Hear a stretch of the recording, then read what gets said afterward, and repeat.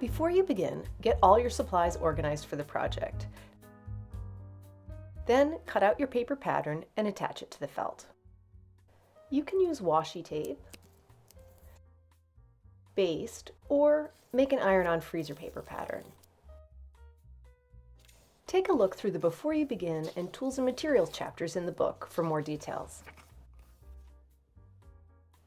When you're ready, rough cut the pieces from the felt, then carefully cut them out one at a time.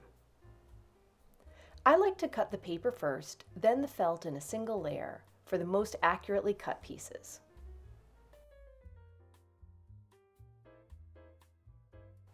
Begin with the basic body before you dive into the animals' heads. For beginners, this allows the opportunity to practice stitching on the body, which will eventually be covered by clothing. The legs and the arms of my animals are wired with plush cotton pipe cleaners, and folding those to length is the first step. You'll need to make a folding template from chipboard, which you can find in Otter's pattern pages and at the back of the book for the other animals. The chipboard I use is like the backing board on most notepads, but you could also use a cereal box or any other slim, sturdy, single-ply cardboard. You'll want to fold the pipe cleaners around the template with a crisp fold at either end. Then cut their ends at the center lines, leaving a gap between them. You'll remove them from the card, clip them in pairs, and use a single strand of floss to bind them together, finishing with a square knot. Next up is making the legs and arms tubes. Using a single strand of floss and a whip stitch, stitch up the sides, leaving one end of each open. Then slip one pipe cleaner bundle into each tube.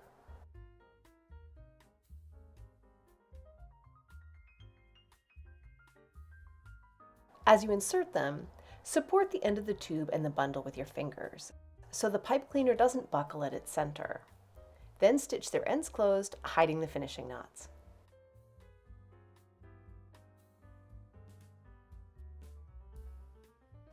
When the limbs are complete, you can assemble the body.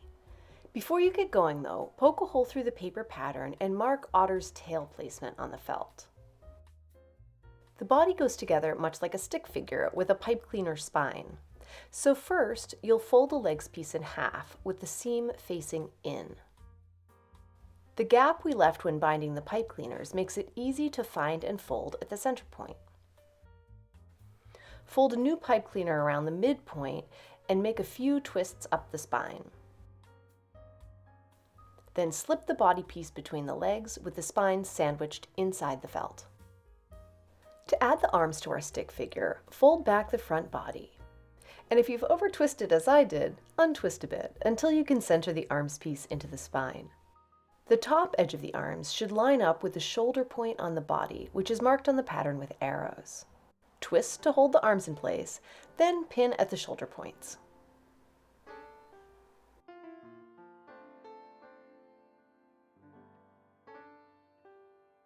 Now begin whip stitching under the arm and down the side of the body to the hip.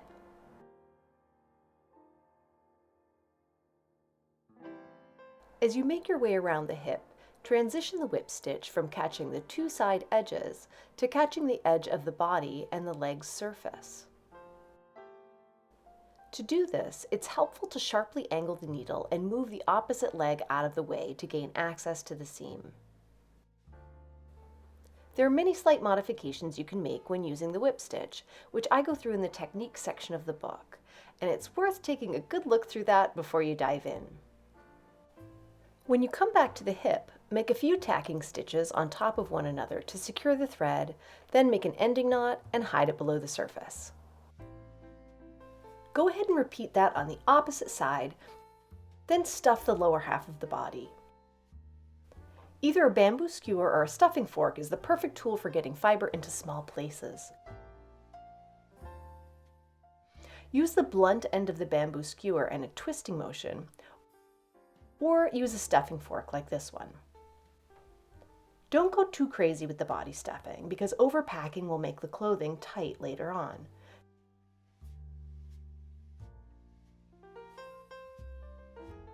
Just add enough to the lower body to fill it without stretching the seams.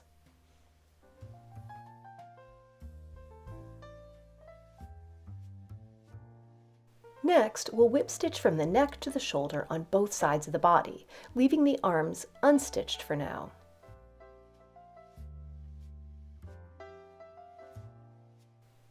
Stuff the upper body, chest, and neck.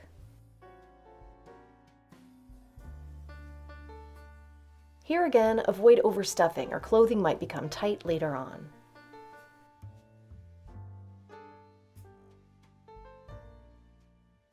Waiting to stitch around the arms allows the chest to expand slightly with stuffing and for you to make sure the arms are centered in the body cavity. When you have the arms centered, use an edge to surface whip stitch around them as you did with the legs.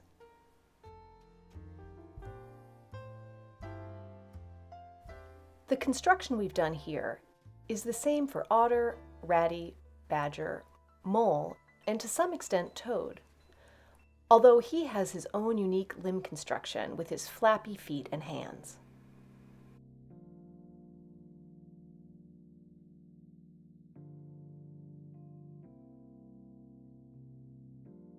Lastly, on the basic body, we'll trim, fold, and bind the pipe cleaners that extend from the neck.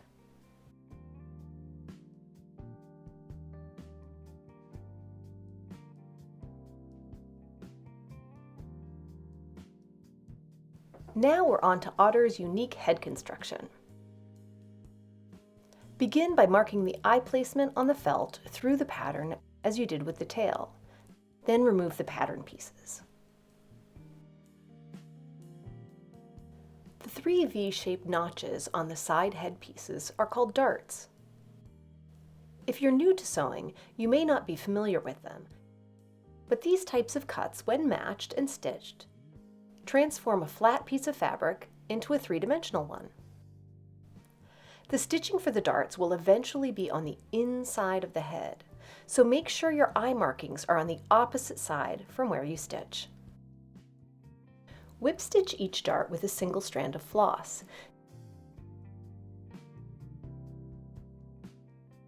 Stitching from the base of the V to the outer edge.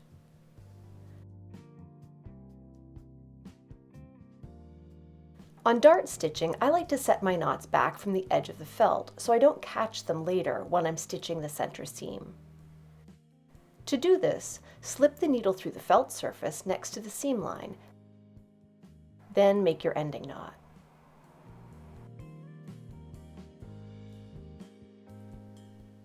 Repeat this on all 6 darts, then pin or clip the 2 side head pieces together, matching the darts, with the eye markings inside and the stitching on the outside.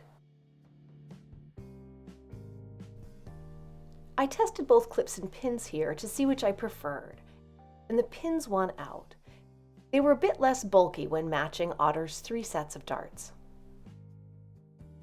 As with the basic body and darts, whip stitch the center seam with a single strand of floss. Stitch from under the chin to just beyond the top head dart. Then make your ending knot and turn the head right side out.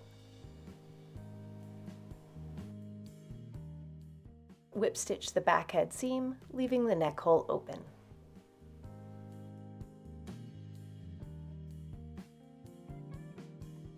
Unlike their lightly stuffed bodies, otter, mole, ratty, and badger all have firmly stuffed heads. Firm stuffing reveals the shape of the head patterns and allows you to cinch in the eyes for facial definition without the head collapsing. Use a bamboo skewer or stuffing fork and insert small pinches of stuffing that fill the head gradually. Fill the nose first, then move on to the center of the head cavity. This way you'll have more control and time to shape the head until it's just right. I've sped up the head stuffing here so you can see the entire process. It's pretty surprising how much fiber fits in.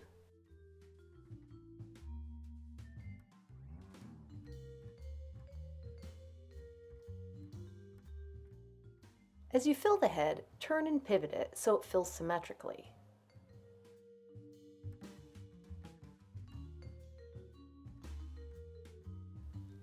I don't measure the weight of the stuffing before I begin, but instead I do it all by feel. But for the book, I took apart head samples for each animal so I could share an estimate of what you can expect to use. Don't worry, you don't have to get that technical, of course. You can do it by feel too. As you make animals, they'll naturally become more refined with practice.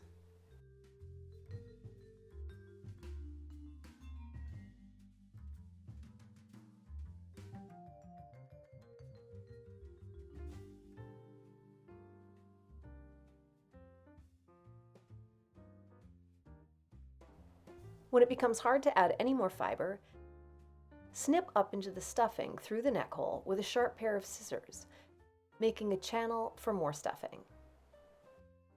This channel technique is like sculpting from the inside out.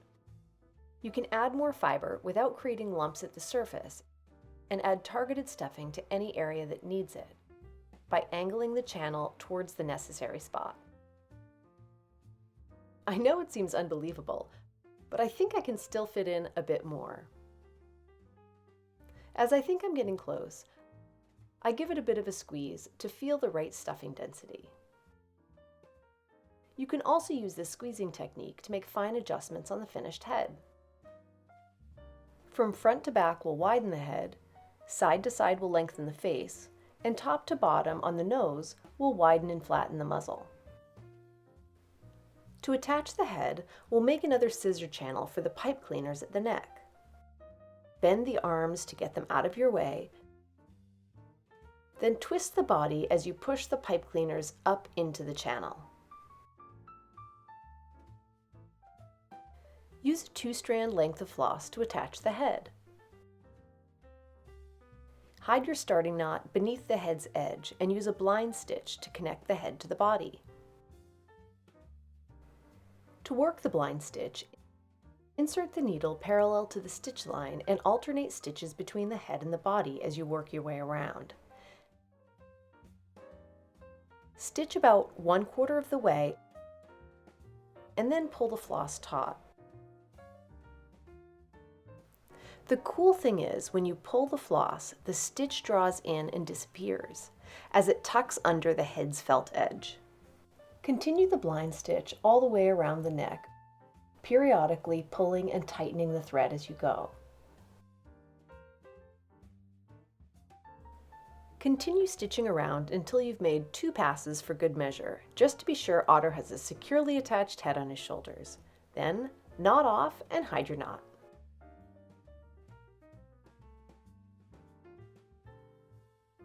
Next up, let's make some more seams disappear.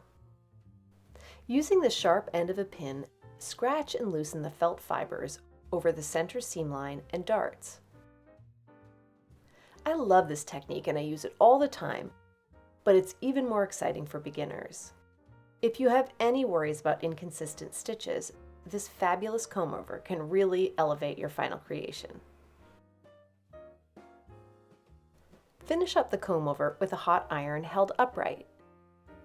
Press and pivot the head onto its surface to smooth and flatten the felt, especially the seams and darts. The next step is great to complete just before bed, so you can sleep through the drying process. We'll be brushing hairspray onto the surface of Otter's head to prepare it for painting his face. This will take several hours to dry, so if it's not time to turn in, you can move on to Otter's clothing as the head dries. It's good to have a container to prop Otter up in after his spa treatment. Pour some hairspray into a small dish and apply it to Otter's head. Saturate the surface all over, avoiding a margin around the neck so the fabric there remains flexible for later positioning. When Otter's head is completely dry, iron it again to super smooth the surface. Now we're ready to add some eyes and all the details that give him personality. You'll need 2 6mm eyes, a bamboo skewer with a sharp end, matching floss, and a long darning needle. Otter's eyes are a bit more forward-facing than mole, ratty, or badger's, so we'll stitch them in from front to back at an angle like this, exiting on either side of the center seam, instead of side to side. Use the sharp end of the bamboo skewer to poke the 2 eye holes at the markings. You want the hole to be large enough so the back shaft of the eye drops into it. Use a 2-strand length of floss and insert the needle from front to back, exiting on the opposite side of the center seam. Enter the needle through the exit hole from back to front, returning through the eye hole. Now the starting knot is well lodged into the stuffing and we can add our first eye. Repeat this back and forth, catching the eye on the second pass. Now cinch in the eye, then knot off on the back of the head and hide the knot. Any holes you've made can be disguised with a few scratches and the hit of a hot iron. Now repeat that process on the second eye, and then we'll move on to some eyelids.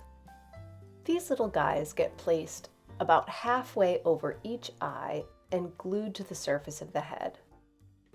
Before we do that though, we're going to feather the curved edge of the eyelid so that when we glue it onto the head, the surface is nice and smooth and the eyelid blends into the face. Go ahead and just take your needle and scratch out the edge there, softening and feathering it as you go. Once I've finished up with my pin, I'm just going to pick off all the little pills from the edge so we have a nice feathered edge.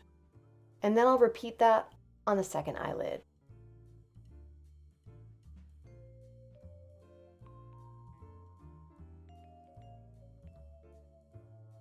I like to use fast grab tacky glue to attach the eyelids. It's much thicker than your standard tacky glue. It doesn't run at all, and like its name, it grabs really quickly. Go ahead and take a bit of the glue on your finger and smooth it on one side of the eyelid, which will become the back. You don't want a thick goopy layer, but more of a smooth one that catches all of the little fibers on the ends because you want those to be attached to the head too. It's helpful to have a little paper towel and some water so you can clean off your fingers so you don't get any of the wet glue onto Otter's head here. Lay the eyelid over the eye about halfway, and you can experiment with the angle that you have it, which will give him sort of different expressions. So lay it down and press it with your finger, and you can see the transition now, but once we give it a little hot iron press, it's going to smooth everything out and dry the glue. Go ahead and pick any little stringy bits off. Perhaps you have some of the fibers that didn't get glued, or a little bit of dried glue. Just pick that off. There's another technique we're going to use to finish up the eyelids, but before we do that, let's get the second eyelid on.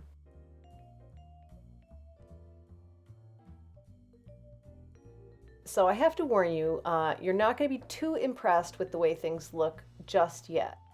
But what we're going to do is go for our hairspray again.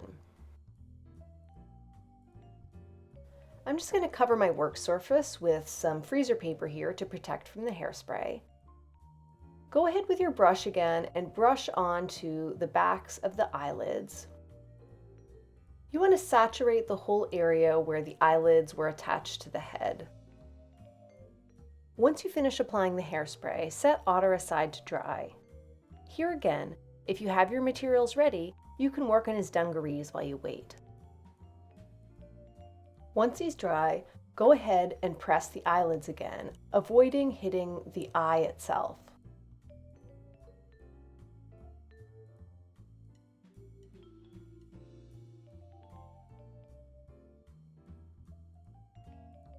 To add the ears, we're going to feather the flat edge just like we did the eyelids.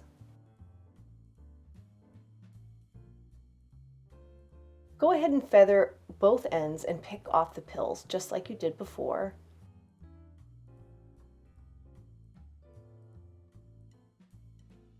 Then you can look at where they're going to go on the head. I like to put them on with pins and fiddle around with their location until I'm happy and I have them both even on either side of the head.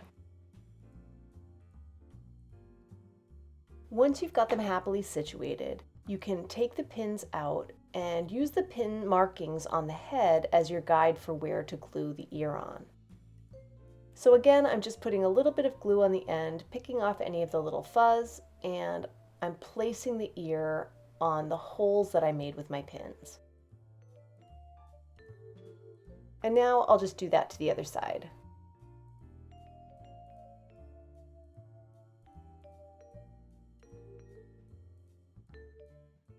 Again, here I'm using my pinholes to help place the ear, and I've got a little leeway. I can kind of position and reposition if I need to.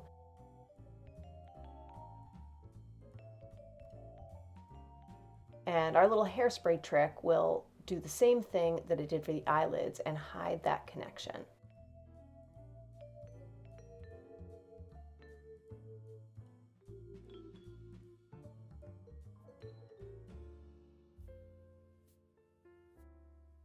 After the hairspray on the back of the ears is dry, go ahead and iron it again, and then you can move on to painting the face.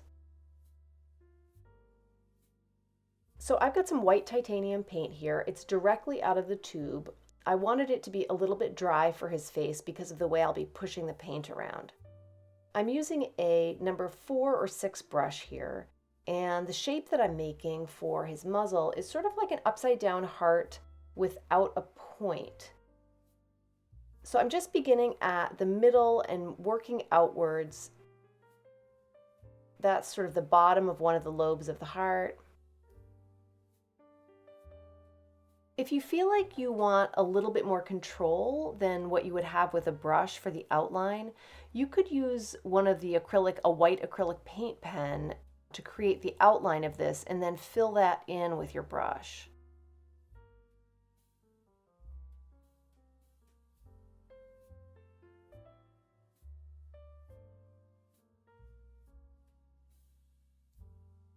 So once you get the basic shape, you want to dry off your brush. And then if you can see what I'm doing here, I'm just pushing the wet paint out the edge so that the edge becomes less crisp and a little bit softer. I'm moving right along here, but I recommend you give the muzzle time to dry before starting under the chin. It's easy to slip and smudge the paint. I've actually dropped a few heads that I was making right into my paint dish. But the good news is that every time I slipped, I was able to remove the paint and save the head. I'm working on a series of technique tutorials now, and I plan to cover that in one of them. So I'm just going along here and filling in the cheeks with paint and softening the edges as I did with the muzzle. Just as before, if you want to outline the cheeks with a paint pen or use a watery wash to rough out the painted areas as I did for Mole's face, feel free to try other techniques on Otter as well. There are a variety of ways to approach the face painting, and with some experimentation, you'll find what works best for you. Okay, I think I've just got a few final dashes of edge softening here, and then I think I'm happy with the white paint. When you're ready, set Otter aside and allow the paint to dry before moving on.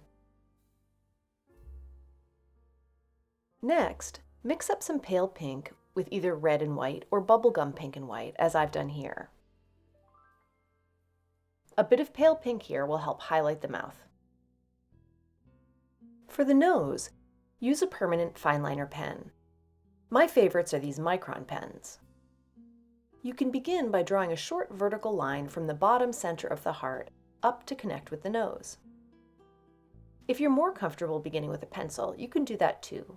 Just rough out the nose shape before moving on to more permanent markings. The nose is sort of like a wide pie slice, roughly a quarter of a circle in size, with softly bowed edges.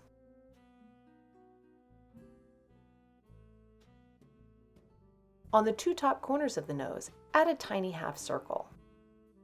When you're happy with the shape, color the nose black with either a micron pen, a paint pen, or a paintbrush. Here, I've skipped ahead a bit and painted the next layer off screen with my brush. This charcoal gray layer is slightly smaller, covering most of the black, except for a slim margin around the edge. Use either a brush or paint pen for this layer. Allow the gray paint to dry, then use a micron pen to draw nostrils over the gray, connecting them with the black margin. Continue with the micron pen, outlining the bottom of the muzzle to create the mouth. I decided to thicken the line in the center and fade it out into a fine line at the outer edges. I think I want a bit more pink on the mouth too, so I'll just go back in and add that now. If you want Otter to have a wet-looking nose, use some clear nail polish to give it some shine. If the brush doesn't bring it all the way out to the edges nicely, you can use a pin to bring the edges out before it dries. When the polish is dry, draw in the whisker dots on either side of the muzzle. To make the whiskers themselves, I'm using a fine white silk thread. You can also use a single strand of embroidery floss, but I like the scale and weightlessness of the silk thread, so if you have some, or you want to pick up a spool, I think you'll enjoy it too. To add more strength and a bit of levity, I'm giving the thread a coating of tailor's wax. Wax is great for needle threading too, so take a look through the techniques chapter at the back of the book for more on that. When the length is coated, thread your needle without knotting the end. To make each pair of whiskers, we'll stitch an X through the muzzle, leaving a whisker on either side. It's hard to see with all the white on white, but the illustrations are clear. Let's look at them side by side to see the process. For the first pair, stitch from right to left through two of the muzzle dots at a downward angle, following the arrow and leaving a tail where you would normally have a knot. Now enter the same hole you just exited and pass directly across the muzzle to the dot on the opposite side. Make the final pass for the first set of whiskers. Enter through the hole you just exited from, angling the needle up to the dot opposite from your first entry dot. Okay, so I realize this is all a bit of a tongue twister and maybe a mind bender, so if it doesn't all make sense now, when you sit down to stitch the whiskers, look again at the illustrations and think of the X you create with basic shoelacing, and I think it will all become clear. Using the X stitching technique, make whisker pairs until you have a whisker for every dot. As you work, you'll likely need a pin to untangle a whisker or two that gets caught up in your stitching. When you have a face full of whiskers, tip Otter upside down, separate the strands, and give them a shot of hairspray. The combination of hairspray and wax on the lightweight silk thread should create gravity-defying facial hair. Not something I want when I look in the mirror, but it's a good look for Otter. As the hairspray dries, separate them again and trim them to length. When I looked at Otter pictures, I found that the whiskers were all slightly different lengths, so I tried to mimic that in my trimming. Now, just one more spritz of hairspray, separate the whiskers, and we can move on to the next thing. Otters have cute little whiskers above their eyes, so I couldn't leave those out. I waxed the silk thread here again before stitching. And I think stills are clearer than action shots for this, so let's take a look. First, you'll insert the needle above the eye at point A, leaving a little tail. Then exit at point B. You'll enter again at B through the same hole and exit at C. And then enter again at C and stitch back up to B, leaving a tail there as well. Let's take a look at it in action here. So that's from A to B, from B to C, from C back to B again,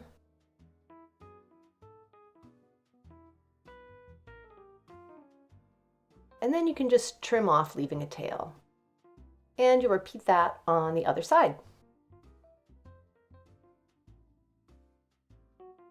The lashes here are going to get the same treatment as the whiskers with some hairspray, so I'm just giving them a little spritz here. I covered the eyes so that the eyes won't become cloudy. And I'm just fiddling around with the whiskers here to get them to stay straight back and not flop forward. And that is it for the whiskers. Then we can just give them a little trim.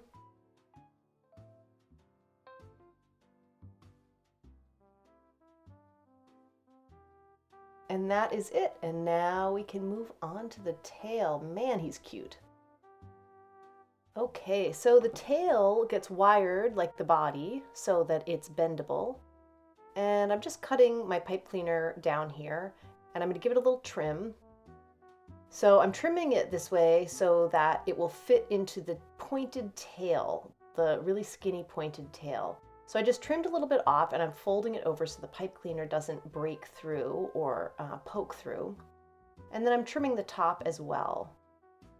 And that's so that when we insert the pipe cleaner into the body, it will slide in a little bit more easily with the big fluffy pipe cleaner. Next, we're going to go ahead and whip stitch the side of the tail. We'll just fold it in half and whip stitch from the opening at the end to the pointed tail. You can use a pin or a clip here, whatever works better for you, just to hold everything in place as you stitch. When you get to the end, just knot off and hide your knot as usual. When that's done, you can just put your pipe cleaner into the tail, and then we are going to add a little bit of stuffing. You don't want too much stuffing in the tail because you still want it to be bendable, so don't go overboard here. So once you've got the tail stuffed, you want to thread your needle with 2 strands of floss, and you'll make a little running stitch that goes around the tail opening.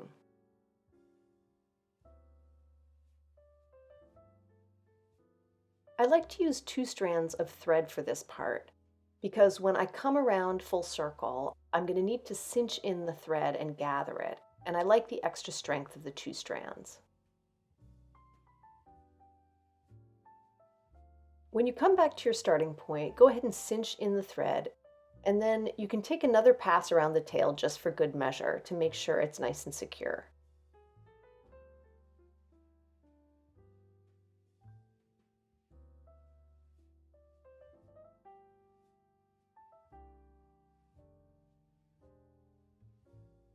Now just finish up with an ending knot. With the tail complete, we're ready to make our hole and then insert the tail into the body. I like to give it a little bend to just see how my stuffing job was. There we go. And now we are going to use a blind stitch, just like we used for the head, to attach the tail. As you work, you're going to want to bend it out of your way so that you can access the seam line there.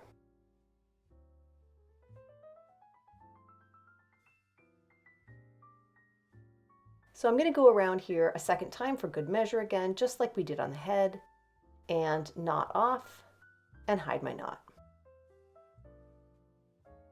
So that is it for Otter, and now we're on to his dungarees. So as with most of the clothing in the book, there are quite a few little parts that we can add before we assemble the pants themselves, including the pocket, the snaps, and the straps. So it doesn't really matter which you start with here, whether you start with the pocket or the snaps. I'm going to go ahead and start with the snaps. And we should just take a look at the 2 different sides of the snaps here. On the strap ends, we'll use the nipple side of the snap, which is just a bit slimmer and it will fit nicely on the end of our straps. On the bib, we're going to use the dimple side of the snap. So let's start there. And you'll need to thread your needle with a single strand of floss. I like to put the dimple side on the bottom. And this is because the dimple side is thicker than its mate, and the stitched result looks cleaner and tidier if you can sew through from the front to the back, making stitching visible on both sides of the fabric. The nipple side is slimmer in profile, and you can scoop just the surface of the felt beneath it as you stitch, making the finished stitches visible only on the snap side, while leaving the outer surface free of stitches. On the dimple side, I'm going through each hole 3 times, and then I move forward to the next from the back. That will keep my stitches through the holes only and avoid diagonal stitches between them.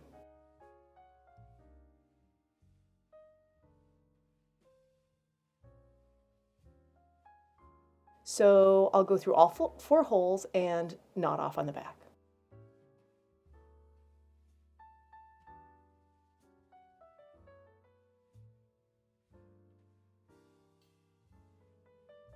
You can see here, I've stitched the dimple sides of 2 snaps to the front right side of the dungarees on the corners of its bib. And on the back wrong side, I've attached 1 nipple side of the snap for the dungarees closure. Later, when we stitch the nipple sides of the snaps to the strap ends, I'll revisit what I just described about scooping the surface of the felt and making stitches invisible on the front side. Now let's move on to the pocket. We'll center it on the front of the bib, and you can use the pattern as a reference for placement. We'll attach it with another version of the edged surface whip stitch. When we stitched around the legs and arms, we used a slightly different version of this stitch. But this time, however, we'll have access to both sides of the material. I like to make this stitch in 2 passes, from back to front, coming up and catching the edge of the pocket. Then, from front to back, skimming the pocket edge as you go. Often in situations like this, people scoop their stitches, going from back to front in one move. And that's not a problem if you prefer it. But with this method, I find it much easier to make the stitches even and parallel instead of at an angle and cocked this way and that. When you've stitched around the sides and the bottom of the pocket, knot off on the back. I also added a vertical running stitch to the pocket about 1/3 of the way across its width.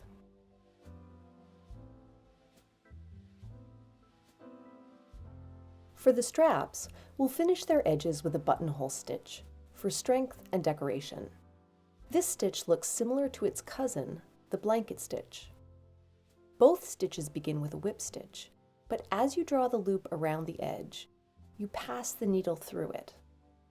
For the buttonhole stitch, the needle passes through the back side of the loop in the direction of your stitching. This results in a twist that locks the stitch down to the edge. For a blanket stitch, the needle passes in the opposite direction, towards your previous stitch, and does not form a twist. Without the twist, you must maintain constant tension as you work. Both are lovely and look almost identical, but that tiny twist is magical. Give both methods a try and see what you think. When you've completed the edge stitching on both straps, it's time to stitch the remaining 2 nipple sides of the snaps. Before you do, take note of the strap's angled ends. These attach to the back edge of the dungarees and cross each other. Make sure to stitch the snap sides to the correct face of the felt based on those angles. You might pin them in place temporarily and mark the snap side to keep track. As I mentioned earlier, I would revisit how to stitch the nipple side of the snap without having visible stitches on the front of the felt. Slip the needle through just the surface of the felt at the rounded end to hold the knot. Center the snap. It's a bit fiddly, but you can pinch one side with your thumb.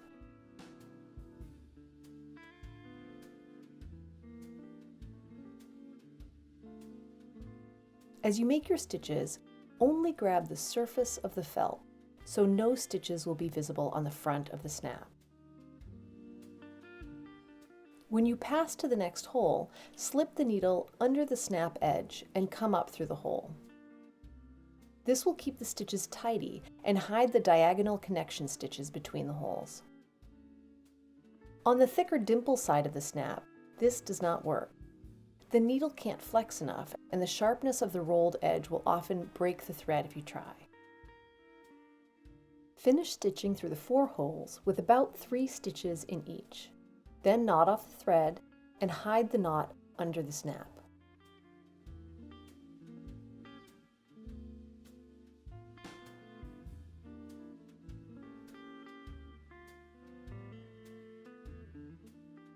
Before we attach the straps, we'll stitch the front and back together. Lay the front and back with wrong sides together. That means the nipple side of the snap is on the outside at this point, and the pocket and dimple sides are on the inside. Using a single strand of floss, whip stitch the first outer side together, down to where the cuff flares. Leaving the thread attached, open the two pieces, flipping the seam to the opposite side, and bring the floss through the split in the cuff. Now, stitch the remaining portion of the seam on the new side. By stitching the seam in this way, the resulting side seam will have all of its stitching inside, even on the turned up cuff. Now, repeat on the opposite side.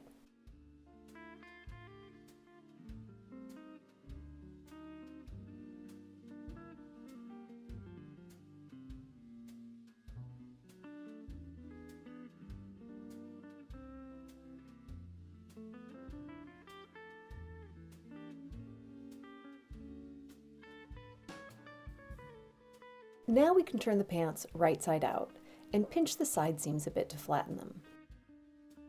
Pants this scale are difficult to turn with the legs finished, so I like to stitch the seam on the outside of the leg on the wrong side of the fabric, as we just did. Then the less visible seam between the legs, called the inseam, can be stitched on the outside. You can leave both your knots starting and ending on the stitching side when you stitch the inseam, because we'll turn up the cuffs shortly and they'll both be hidden. Now use a pair of needle nose pliers or tweezers to help turn up the cuffs. You can probably manage it with your fingers, but having a tool like this is very handy. Before we add the straps, let's try it on to make sure we get the straps and the final snap side in the right places. Snap the straps to the front of the bib, then put the dungarees on, slipping Otter's tail through the split in the back.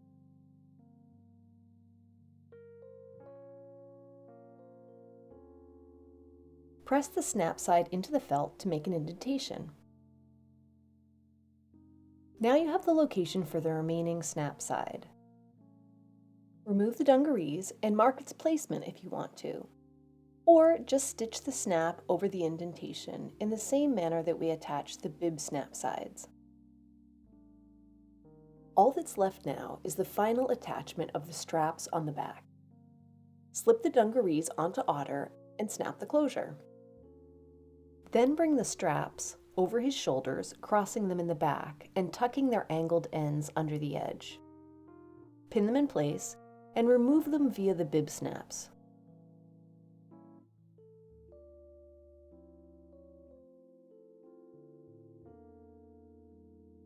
Now use either a running stitch or an edge to surface whip stitch to attach them to the back edge of the dungarees.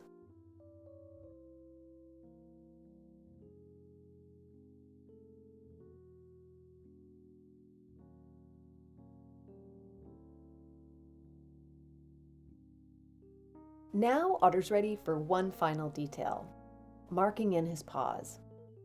We don't have hairspray stiffening the fiber on the paws, so use a light touch with the micron pen as not to snag the fibers.